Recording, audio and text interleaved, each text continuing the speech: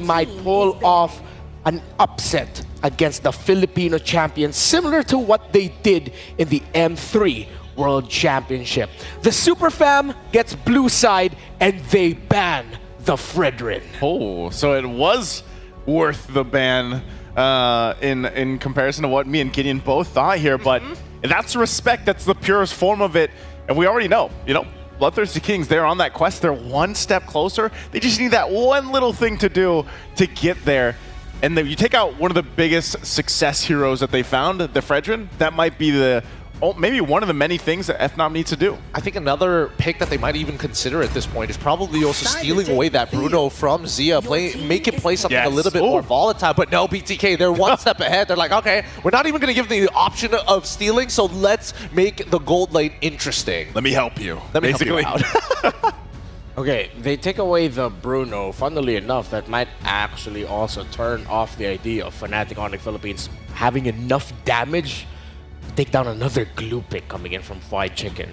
Now, if you're asking, okay, what does Captain America play now? Oh no, his Fredrin's gone. Well, I mean, he showed off the Suyin game #1, but if you look back at the utility-minded junglers that he showed off in NACT, there are two, Alpha and, well, Akai. Oh, but this is great coming in from FNOP side. A strong opener once again with that show. Again, Shark is really, really dangerous here, right? From his time in M3 all the way to now, the biggest evolution is that he is not afraid to make the play anymore. Under pressure, usually you see him making some awkward decisions, but now he is decisive and he is extremely, extremely quick on the call. That was the glaring thing from the previous game where, typically if you've been watching Shark for a while, maybe he makes some hesitation. And this could actually be for a lot of roamers that are developing, and then eventually something happens in their development as a player to the point where they're just confident alongside the team with them to follow through on the initiations that they make. And sometimes, some people might be watching me like, why did they do that? Why did they go in? But usually it's for the better of the game, and you can see these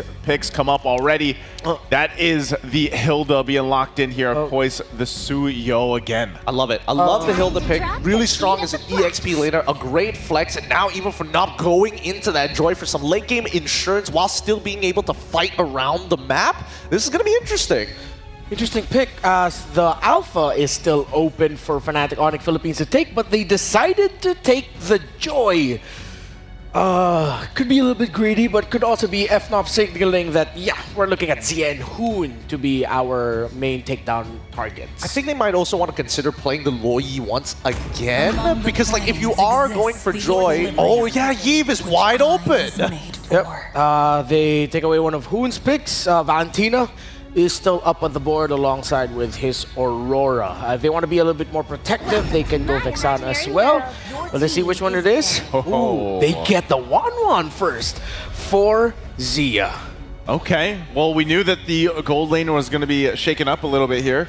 The 1-1, so knowing KELRA, what are we expecting him to go with? Because, some of those bans might still be choking down the gold lane if possible, but what do you want to play into this because of the fact that you have a 1-1 across from you? Well, initially, I was hoping that, Bruno was probably going to get led through. Beatrix is probably the next thing that probably comes to mind, considering that they already have a Cho as well as an RWM, so it only makes sense, right? But on the contrary, we've seen a couple of ways of teams to deal specifically against the Wanwan is Granger. And I'm not sure whether or not, it's a pretty high-risk gold laner, because I don't think anybody has really cracked down on the emblem set as well as the build for Granger to make it work. Yeah, also, Granger's been getting hella kills in M6 wildcard, M6 Swiss, but not getting hella wins. Yeah, he's doing hella damage. He would go 16 kills, 2 deaths, 14 assists, L.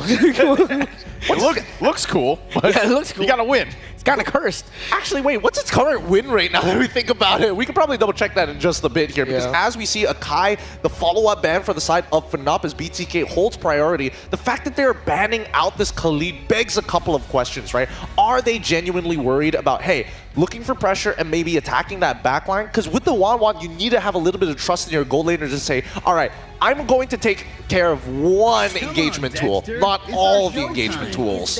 Yeah. Oh, they decided to take away the Claude.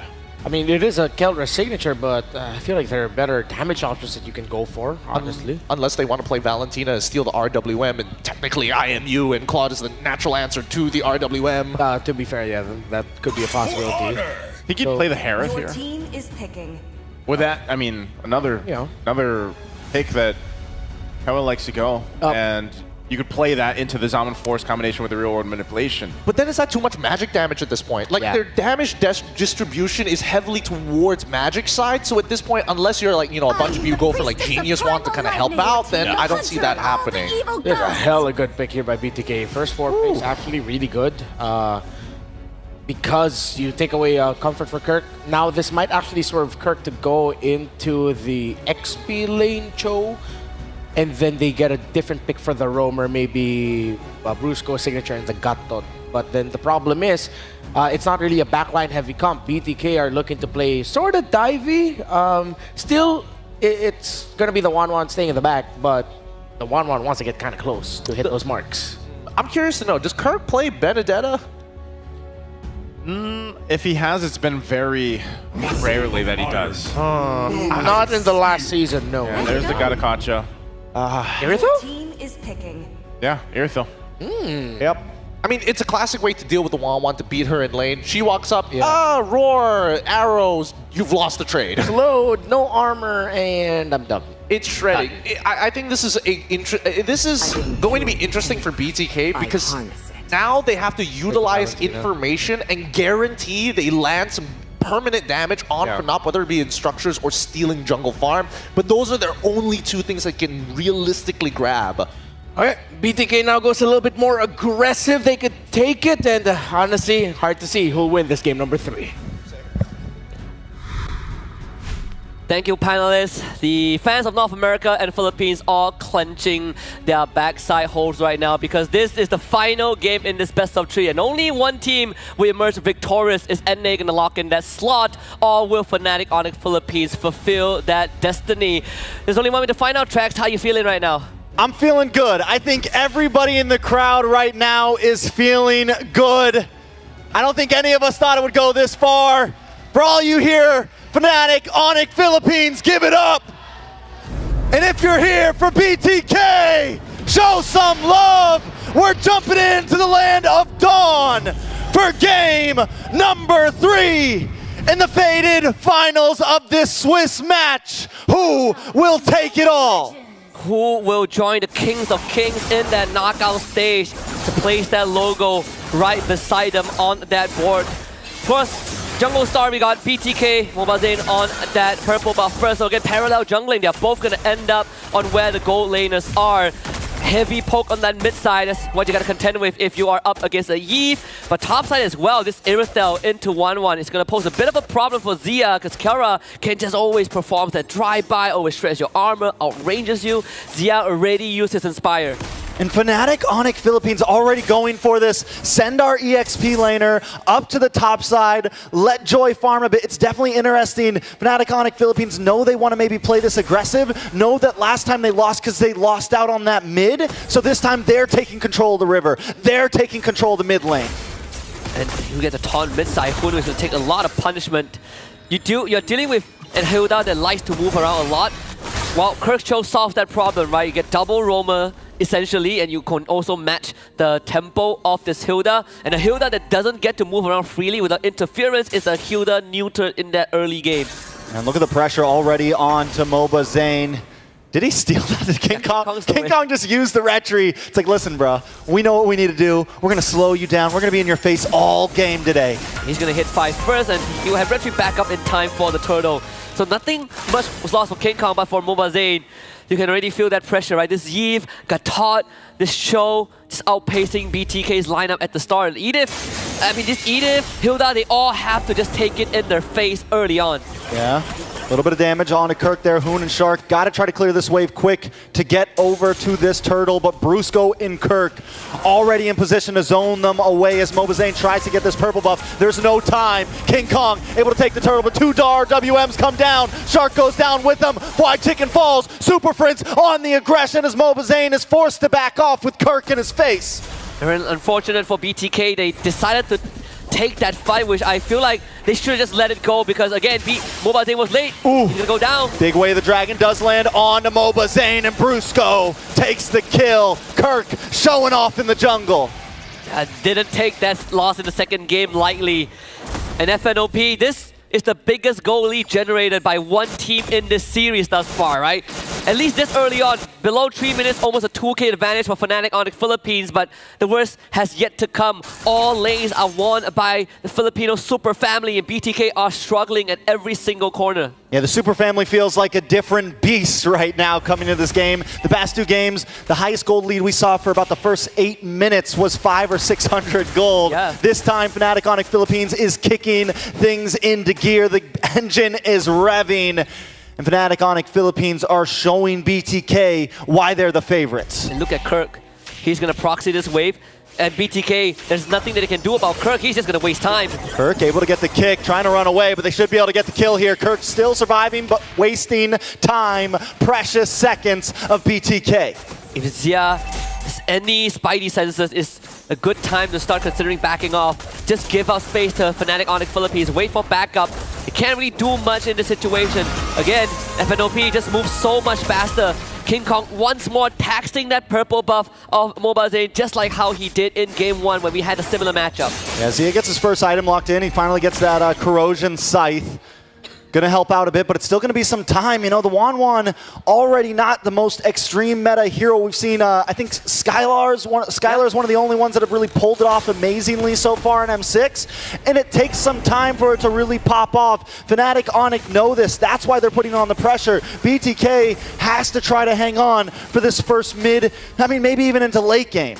Not only that, how are you going to unlock all that weakness points for your ultimate, right? All of them are so mobile. Cho is going to dance around, you know, with his Jit Kundo and Shunpo. You got to try to contend with the RWM the Super Free is going to set up. It's tough.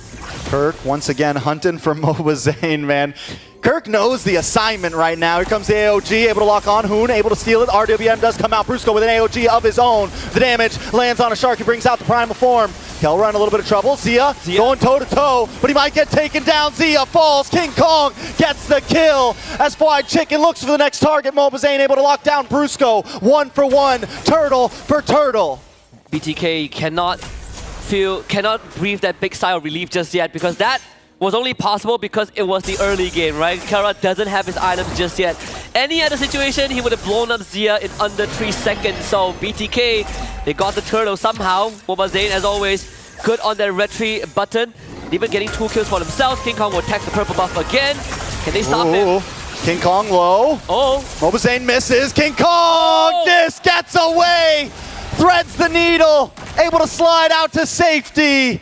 And he takes the purple along with him. Even takes the buff after missing his retribution, I believe. Yeah, King Kong used his retreat first and still got it.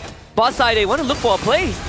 AOG comes out, does not lock on to Zia, but does fend him away. Zia's dancing right now. He's looking for towers. He's looking for space. He's looking for gold because he knows the clock is ticking.